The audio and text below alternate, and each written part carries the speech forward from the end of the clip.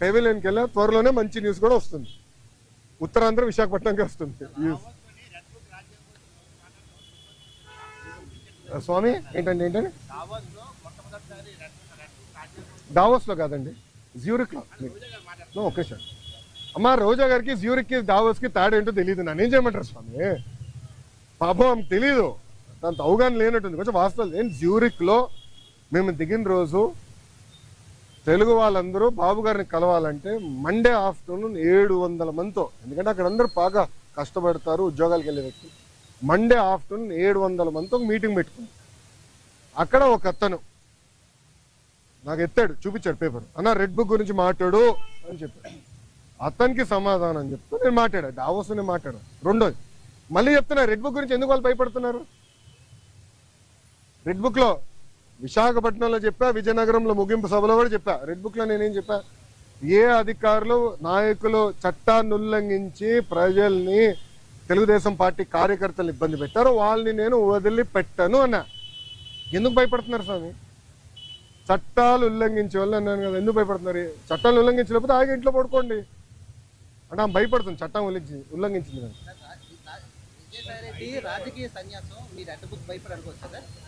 అది ఆయన నడితే బాగుంటుంది కదా సార్, నాకేం తెలుసు. నేను చట్టాన్ని ఉల్లంఘించే వాళ్ళని ఇబ్బంది పెడతాను నేను.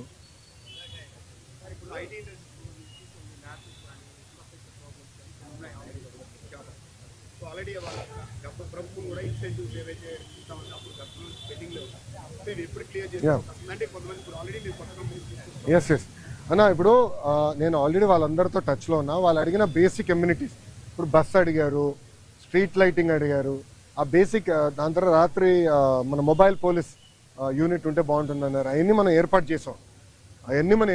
ఇన్సెంటివ్స్ విషయంలో కూడా నేను కేశవంతో మాట్లాడి త్వరలోనే అది రిలీజ్ చేస్తాను, నాకు సందేహం లేదు. కొత్త కంపెనీస్ ఆల్రెడీ, ఇప్పుడు టీసీఎస్ ఇది ఓపెన్ బుక్, పెద్ద విషయం లేదు, రెడ్ బుక్ కాదు, ఓపెన్ బుక్ కూడా. మేము గ్రేనంటే చాలా స్పష్టంగా వాళ్ళు ఆల్రెడీ భూముల కోసం కూడా వెతుకుతున్నారు. త్వరలోనే భూములు కేటాయించి వాళ్ళ క్యాంపస్ కూడా ప్రారంభించబోతున్నారు. ఈ లోపల టెంపరీగా వేరే బిల్డింగ్స్ కూడా ఏర్పాటు చేసాం. ఎస్, ఐటాప్ ఉంది ఇంకా. నన్ను ఐటాప్ ఇస్ స్టిల్ కంటిన్యూయింగ్. వాళ్ళు డైరెక్ట్గా నాతో టచ్లో ఉన్నారు, డైరెక్ట్లీ టచ్ ఉంది. అవసరం లేదండి, వాట్సాప్ మెసేజ్. చాలా మంది నాకు జస్ట్ ఒక మెసేజ్ పెడితే నేను పరిగెడుతున్నా, నాకు ఎలాంటి డౌట్ లేదు. 3 months 90 రోజుల్లో వస్తుంది సార్. టీసీఎస్ 90 రోజుల్లో ఆఫీస్ ప్రారంభించబోతుంది. క్యాంపస్ కోసం భూమి ఎత్తికాము, అది వాళ్ళు చూస్తున్నారు. ఫైనలైజ్ అయింది, అదొక 2-3 సంవత్సరాలు పడుతుంది. కట్టాలి కదా, క్యాంపస్ అనేది టైం పడుతుంది. మినిమం 2 years పడుతుంది క్యాంపస్ కట్టేదానికి. ఈ లోపల టెంపరీ అంటే రెంట్కి తీసుకుని అకామిడేషన్లో స్టార్ట్ చేస్తాం. మళ్ళీ నన్ను అడుగుతూ ఏంటి స్వామి, అంత న్యూస్ మీ దగ్గర ఉంటే? అవును, మీకే నాకని బాగా తెలుసు, మళ్ళీ మీరే అడిగాడు. వాళ్ళ అది టెక్నికల్గా నేను చెప్పకూడదు స్వామి, ఎన్డీఏలో ఉన్నాను, నాన్ డిస్క్లోజర్ అగ్రిమెంట్ సైన్ చేశాను నేను చెప్పకూడదు. ప్లీజ్ అండర్స్టాండ్, లీగలీ బైండింగ్ ఇదమ్మా. మళ్ళీ నేను ఇదే కోర్టుకి రావాలి. ఓకే, అది నేను ఎందుకంటే అది ఎన్డీఏలో ఉన్నాం కనుక అయిందమ్మా.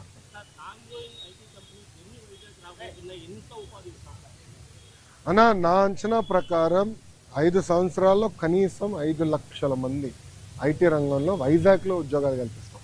5 లక్షలు. ఎందుకంటే నేను ఓపెన్గా చెప్తున్నా, 2014 నుంచి 2014 నుంచి 19 వరకు ఒక రెసిస్టెన్స్ ఉండే, ఎందుకో కానీ నేను ఎంత ట్రై చేసినా అంత ఈజీగా వచ్చేవారు కాదు. కానీ ఈసారి చాలా పాజిటివ్గా రెస్పాండ్ అవుతున్నారు. లేదు చేయాలి, ఆంధ్ర రాష్ట్రంలో మేము అనుకున్నంత స్థాయిలో మేము ఏనాడు పెట్టుబడులు పెట్టలేదని విప్రో, ఇంక్లూడింగ్ విప్రో, విశ్వత్ ప్రేమ్జీతో కూడా నేను మాట్లాడాను, వాళ్ళతో కూడా డిస్కషన్ చేశాను. సో అందరు కూడా ఇప్పుడు ఎక్స్పాన్షన్ మోడ్లో ఉన్నారు. లేదు ఎట్టి పరిస్థితుల్లో వైజాగ్లో చేయాలని తప్పంతో ఉన్నారు. నేను అనుకుంటా కనీసం 5 లక్షల మందికైనా చేయగలుగుతాను.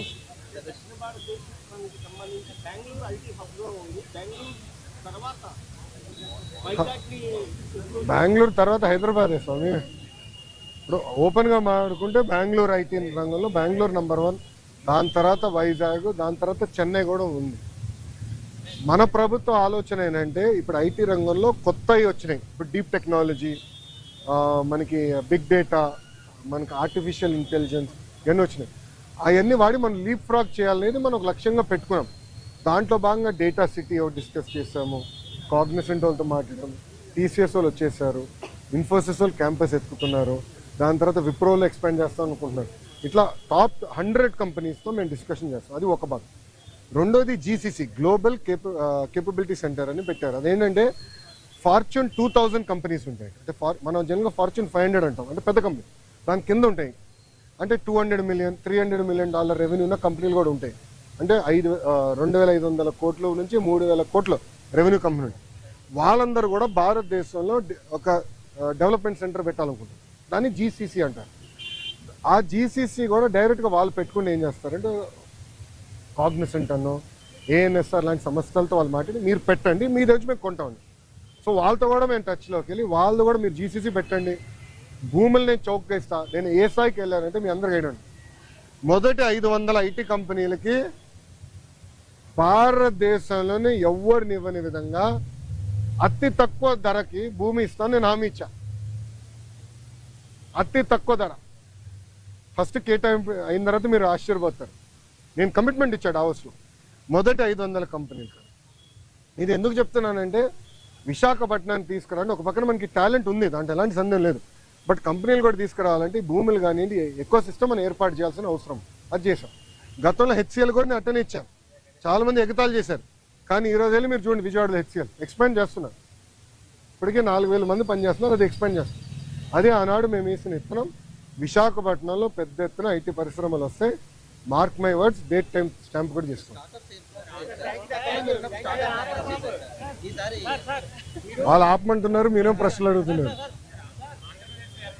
మీకేంటే మీకు బాగా చోట్ల సరిపోతుందా? నాకు పర్లేదు, నాకు అలవాటే బా, పాదయాత్రలో నడిచే కదా ఆగి ఉంది.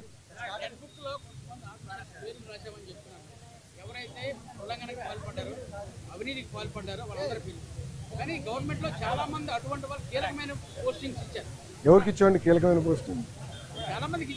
ఎవరికి ఇచ్చాం స్వామి? మీరు చూస్తే చాలా మంది IAS officers waiting for posting. వినండి కొంచెం, నేను పూర్తి చేయండి. చాలా మంది ఐపీఎస్ ఆఫీసర్స్ కూడా వెయిటింగ్ ఫర్ పోస్టింగ్. ఆల్రెడీ కేసులు కూడా పెట్టాము, ఇన్వెస్టిగేషన్ జరుగుతున్నాయి. రానియండి, 1 by 1 చేయలేండి సార్. మీకు సిస్టమేటిక్. ఇది కక్ష సాధింపు కాదు, చట్టం ప్రకారం నేను వెళ్ళాలి. Let me do my duty అమ్మా.